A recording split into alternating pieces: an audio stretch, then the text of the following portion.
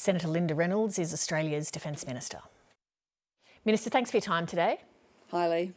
Let's not mince words here. When you're talking about guarding against cyber attacks, against coercion, you're talking about China, aren't you?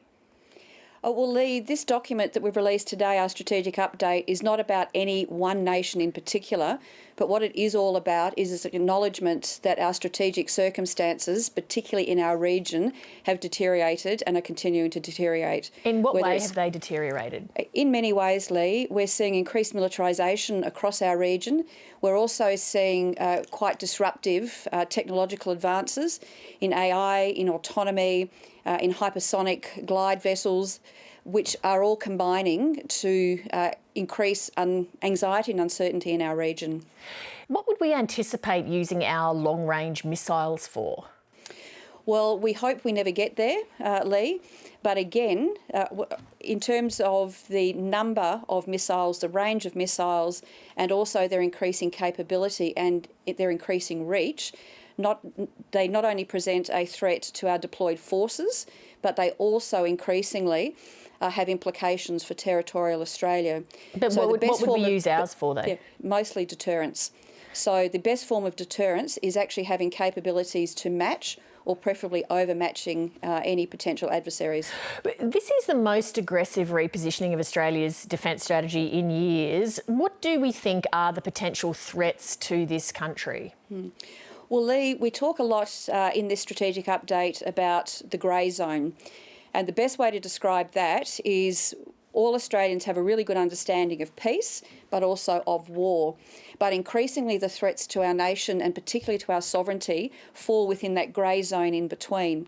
And that can be anything from foreign interference, it can be cyber attacks, it can also be militarisation of disputed features in our region. And all of those are new threats that we need to be cognisant of and be prepared for. For a long time, Australian defence has been governed by this principle of interoperability, and that is that our gear is designed to work alongside the American gear. Is this new posture an acknowledgement that we can no longer rely on America coming to Australia's defence? Lee, quite the opposite. In this document, we are very clear that the United States' presence in our region militarily for many decades has been the absolute bedrock of peace and prosperity in our region. Since I've become Minister, it is very clear to me that our alliance, particularly military to military, is in incredibly good shape.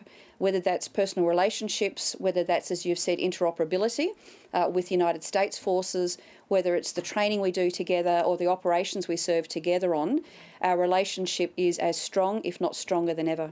But what this document seems to be saying, though, is we need to be able to take more responsibility for our own defence, which is a bit different to thinking that, oh, well, if we're attacked, America would come to our aid. Well, Lee, I'm not sure. In fact, I'm certain we've never thought that. And as the Prime Minister has said today, and I've said on many times, it's about doing our share and it's about burden sharing and not leaving our defence or the defence of our region and the support of our region to any one country.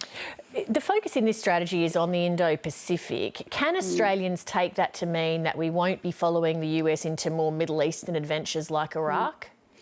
Well, Lee, in the last white paper, we had 3 equally weighted objectives. That was looking after our territorial interests, our regional interests and our global interests.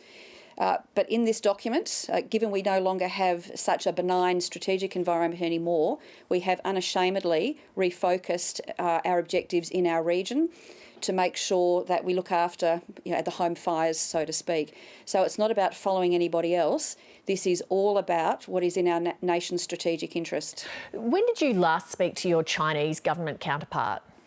That would have been last year in person at the ASEAN Defence Ministers meeting. And should there be more dialogue? That seems like quite a long time ago.